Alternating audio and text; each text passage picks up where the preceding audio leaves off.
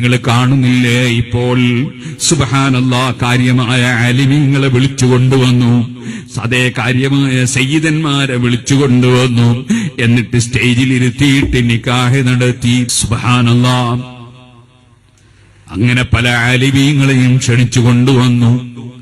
ആ മഹാനായ ആലിം കല്യാണ വീട്ടിലേക്ക് കടക്കുമ്പോ ചുമലിന് തട്ടിയിട്ട് കുറെ സ്ത്രീകൾ ഇങ്ങനെ പോവുകയാണ്. ഈ ആലിം നന്നായി പള്ളിയിലിരുന്ന പണ്ഡിതനാണ്, അല്ലെങ്കിൽ വേറെ എവിടെയോ ഇരുന്ന് ദർസ് നടത്തുന്ന ആളാണ്. അദ്ദേഹത്തെ ഈ തലമറക്കാത്ത മാറുമറക്കാത്ത പെണ്ണിന്റെ കൂടെ ഇരുത്തി ഭക്ഷണം കൊടുക്കാൻ മടിയില്ലാത്തവർ, അതേ അവരുടെ ചുമലിൽ തട്ടി പോകുന്നതിനൊരു മടിയും ഇല്ലാത്തവർ, സുബ്ഹാനല്ലാഹ് അവിടൊന്നും കഴിഞ്ഞു.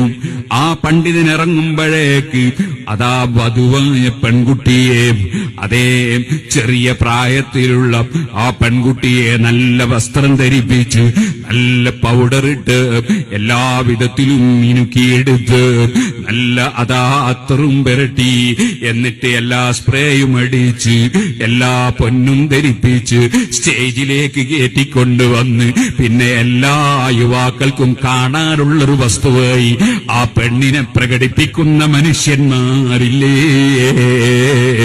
ഓ മനുഷ്യ, നിനക്ക് ഈമാൻ ഉണ്ടെങ്കിൽ നീ അല്ലാഹുവിന്റെ ഖുർആൻ അംഗീകരിക്കണ്ടേ?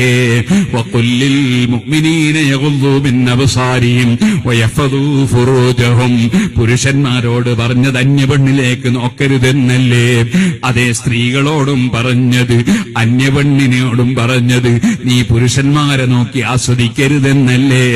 അതിന്റെ പുറമേ വഖർന ഫീ ബുയൂതികുന്ന വലാ തബറജ്ന തബറുജൽ ജാഹിലിയ്യത്തിൽ ഊലാ വഅഖിംന സ്വലാത്ത്.